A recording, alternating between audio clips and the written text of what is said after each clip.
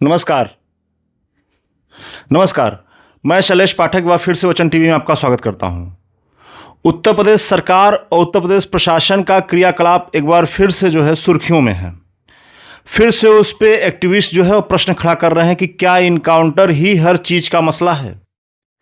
मामला गाजियाबाद का है।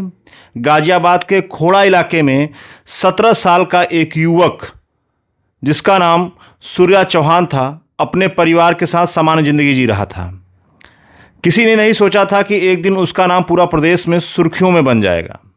28 मई बकरीद के दिन शाम को सूर्या को बहाने से घर से बाहर बुलाया जाता है उसके दोस्तों के द्वारा, और उससे बातचीत और समझौते का दावा किया जाता है कि आप बाहर आइए, आपसे समझौता किया जाएगा और फिर से हम सारे दोस्त एक साथ मिलकर रहेंगे।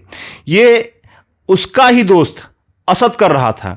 असद एक ऐसा उसका दोस्त था जो उसके घर आता था, खाता पीता रहता था, साथ में घूमता था, हमेशा साथ में रहने वाला एक दोस्त जिससे थोड़ा अनबन हो गया था।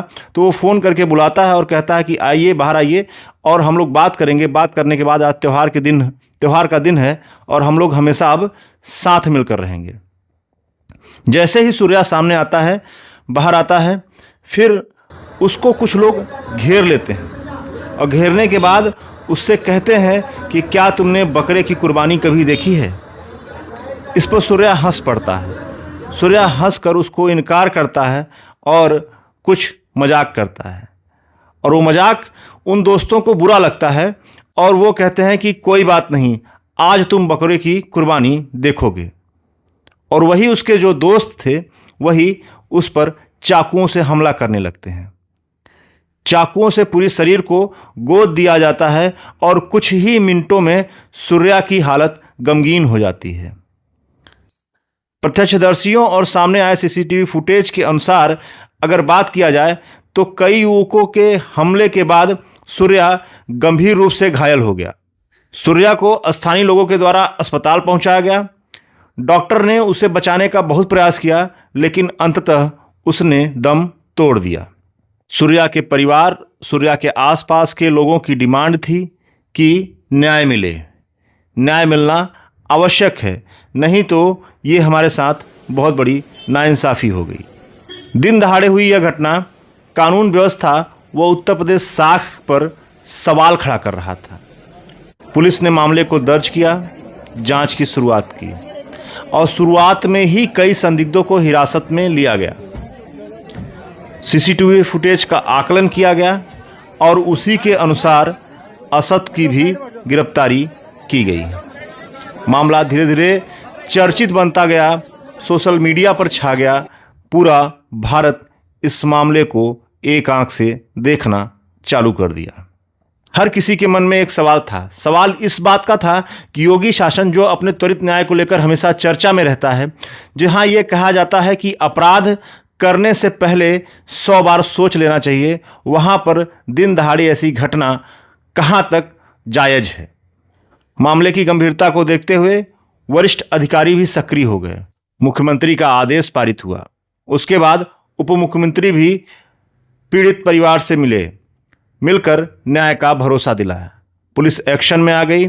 पुलिस ने असद को गिरफ्तार करने का प्रयास किया और यहाँ से योगी आदित्यनाथ का न्याय की जो प्रक्रिया है वो शुरू होती है, जिसकी चर्चा न सिर्फ प्रदेश में बल्कि संपूर्ण भारत और संपूर्ण विश्व में होता है।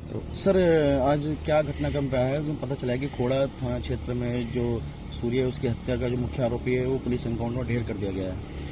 कमिश्नरेट गाजियाबाद के अंतर्गत थाना खोड़ा क्षेत्र में 28 तारीख को एक दुखद घटना तारीख हुई थी, जिसके अंतर्गत असद नामक युवक के द्वारा सूर्या चौहान व्यक्ति जो युवक था उसको चाकू मार दी गई थी। इलाज के दौरान सूर्या चौहान की डेथ हो गई थी। परिजनों की तहरीर के आधार पर पुलिस द्वारा तत्काल मुकदमा पंजीकृत किया गया था, जिसमें 5 लोगों को अभियुक्त बनाया गया था। इसमें से पुलिस द्वारा तत्काल 3 अभियुक्तों की गिरफ्तारी कर ली गई थी। असद जो मुख्य आरोपी था वो फरार था और वो वांछित था। उसके ऊपर 50,000 रुपये के पुरस्कार की घोषणा भी की गई थी। पुलिस को आज ये सूचना प्राप्त हुई थी कि असद अपने कुछ साथियों से मिलने के लिए थाना खोड़ा क्षेत्र में आने वाला है और उनसे कुछ पैसे लेकर के फिर वो बाहर भागने की फिराक में था। पुलिस द्वारा इस सूचना के आधार पर तत्काल कार्रवाई करते हुए इस पूरे क्षेत्र में लगातार कॉम्बिंग की जा रही थी और बैरियर लगाकर चेकिंग की जा रही थी। इसी क्रम में वसुंधरा क्षेत्र में ये असद अपने एक साथी के साथ बाइक से आता हुआ दिखाई देता है। पुलिस टीम के द्वारा उसे रोकने का प्रयास किया जाता है और चेतावनी दी जाती है। असद के द्वारा पुलिस टीम पर फायरिंग की जाती है और प्रत्युत्तर में प्रतिरक्षा में पुलिस की टीम के द्वारा जवाबी फायरिंग होती है, जिसमें असद को गोली लगती है। पुलिस द्वारा तत्काल असद को इलाज के लिए नज़दीकी हॉस्पिटल में भर्ती कराया जाता है। इस पूरे एक्सचेंज ऑफ फायर में हमारा जो एक कांस्टेबल है थाना कोड़ा क्षेत्र का, वो भी घायल होता है, उसको भी इलाज के लिए तत्काल हॉस्पिटल भेजा जाता है। इस पूरे घटनाक्रम में जो असद का दूसरा साथी था वो भागने में कामयाब रहता है। असद के पास जो बाइक थी वो बरामद होती है और जो उसकी कंटीमेट पिस्टल है वो उसको भी बरामद कर लिया गया है।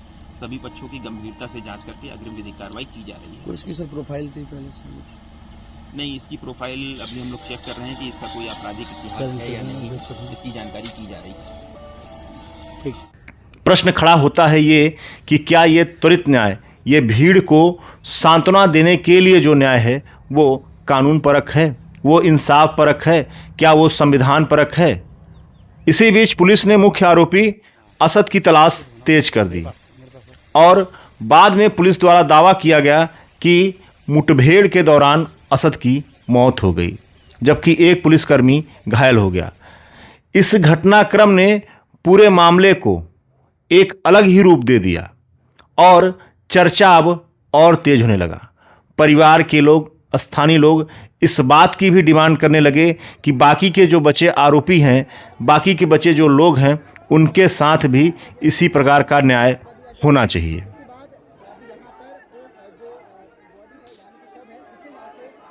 भारत के तमाम एक्टिविस्ट, भारत के तमाम कानून परख लोग अब फिर से एक बार चर्चा करने लगे हैं कि क्या ये एनकाउंटर सही है?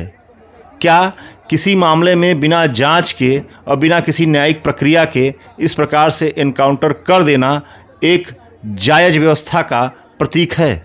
मेरी बात मानी जाए तो मैं कहता हूं कि जब तक अपराधियों के मन में भय नहीं होगा, डर नहीं होगा, तब तक अपराध ऐसे होता रहेगा और उनके मन में भय और डर पैदा करने के लिए ऐसा एक्शन लेना पड़ेगा।